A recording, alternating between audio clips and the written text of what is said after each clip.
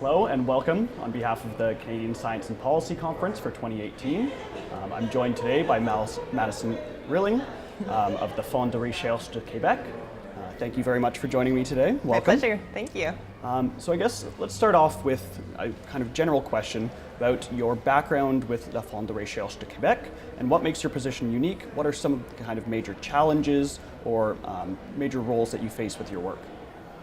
So maybe the first thing I'd start off by saying is that I'm not an employee of the Fonds de Recherche de Québec. I'm really a student advisor within the structure that is the Fonds de Recherche de Québec. And to better understand that, I'd say that it's important to know what the Fonds de Recherche de Québec really are. So the Fonds de Recherche, it's the Quebec Research Fund. So it's our provincial granting agency for research that's done in Quebec and outside of Quebec. So the research funds are made up of the three different funding agencies. So we have one in natural sciences and technology, one in health sciences, and one in social sciences and humanities. And at the top of each of these three research funds that each have their own board of directors, we have Quebec's chief scientist. And he plays a role of advisory for the government in everything that relates to science and research and innovation in Quebec. So what my role is actually that of a student advisor for Quebec's chief scientist on everything that relates to the next generation. So on funding for research for the next generation, and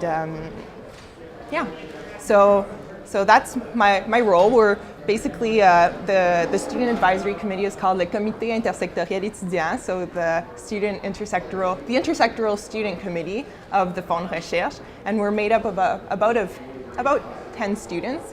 And what's also great about our structure is that we have one student from the committee that sits on each of the boards. So for example, I sit on the board of directors of the Fonds de Recherche Nature et Technologie.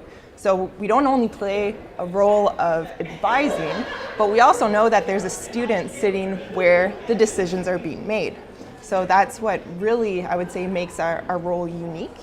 It's really that the students have a seat at the table and have something to say and a voting right in the different decisions that are made within the Quebec Research Funds. Very interesting. Yeah. So as you mentioned, this is in a volunteer role then. Yeah. So how did you kind of get involved with this? How did you find your interest within the La Fonds de Recherche? Yeah, well now I've been involved for about almost 3 years, started beginning 2016.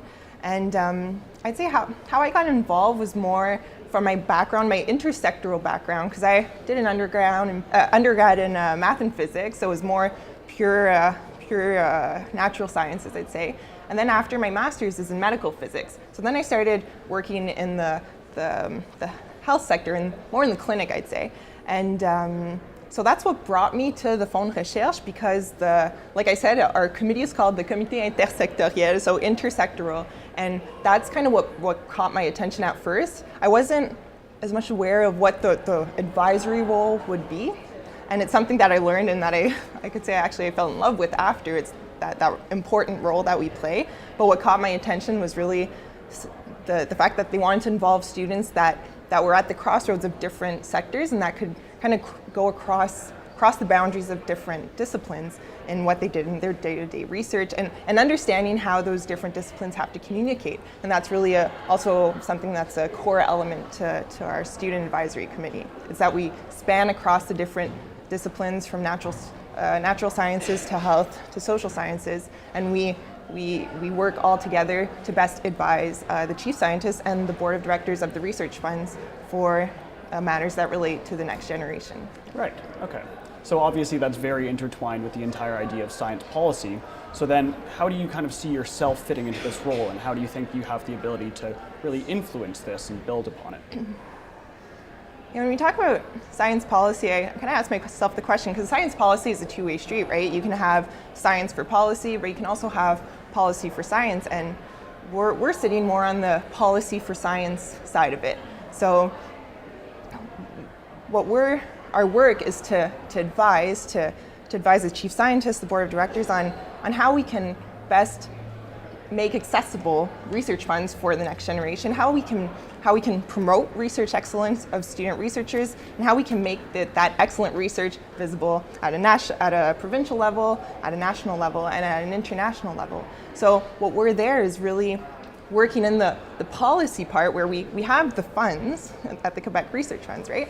And but how do we use those funds to best invest in the training, in the opportunities for student researchers? So we're working for science in that case. So I'd say that's really how we fit into the science and policy on the policy for science side of it. Right. Yeah. And so bringing in a perspective from a student side, do you have anything that you really see as a very unique perspective compared to many other policymakers that are more employees and on the pure policy side? We definitely have a unique perspective because we're the students, right? At the Quebec Research Funds, about 40% of the annual budgets go towards the students. So what's important is that when we're making the decisions on how those investments are going to be made, it's that you're actually consulting the students, and the ones that you're going to give that money to, who you're going to invest in, are there when the decisions are made, and that their opinions are weighed into the decisions. So we do have a unique perspective in the sense that we are the students doing the research from day to day, and we come with our own experience. We come also with the voice or the experience of the students that we work with. And so that's really very, very important. And I'd say we obviously don't have maybe the same training, but we learn. Once we get into the process, once we get into the Fonds de Recherche, when I started sitting on the board of directors, I did have a lot to learn. So on the policy side of it, on just the politics of it all, right? So how is the money, how is it invested from the government side? Like how does the ministry invest money in our research funds, and then how can we use that money and then sort it out to either to students, to grants, or whatnot. So we do have a lot to learn, but we're coming with the voice of the students on those the people in who we're going to invest in. So and that brings an incredibly powerful kind of background behind it. So yeah, that's very interesting. So I understand as well that you're participating in a panel today about the many ways in which the next generation can be involved in the governance of research.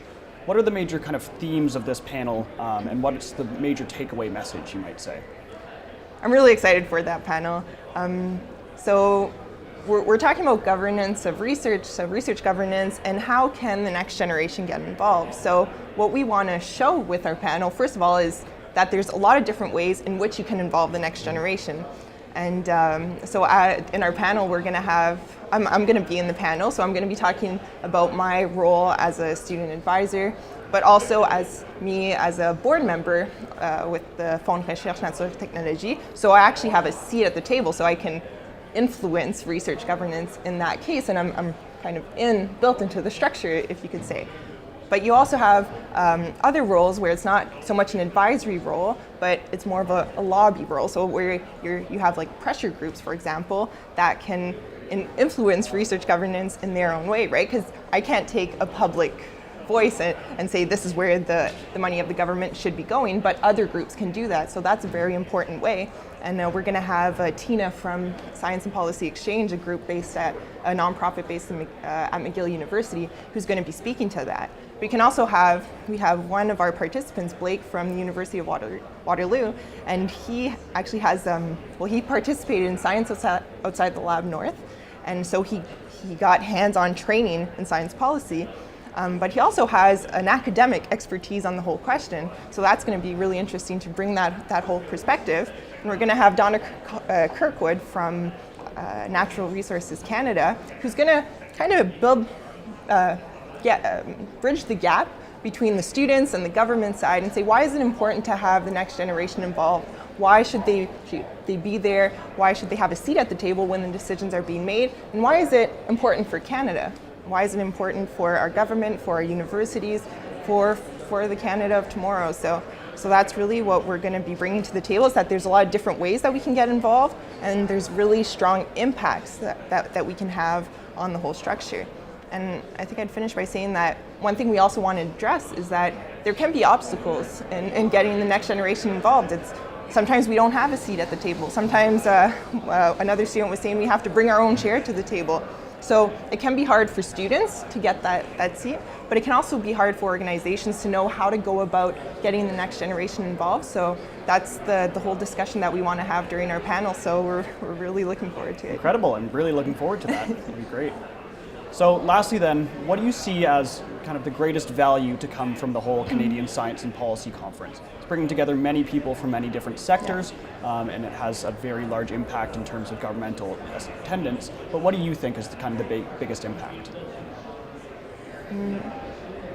The Canadian Science Policy Conference, it's something that I'm not used to coming from the physics background. It's a completely different conference from what I usually attend, but it's amazing because it's a conference where we ask difficult questions. We ask big questions like how do we make a better Canada for tomorrow, right? And how do we invest our time, our efforts, our money so that we make better science, we make better policy.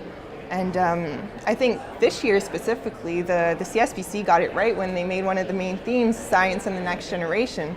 And we heard it right at the beginning of the conference from David Naylor saying, we need to invest in the next generation. They're the ones that can drive impact, and we are the leaders of tomorrow. The next generations are the ones that are going to be making decisions tomorrow.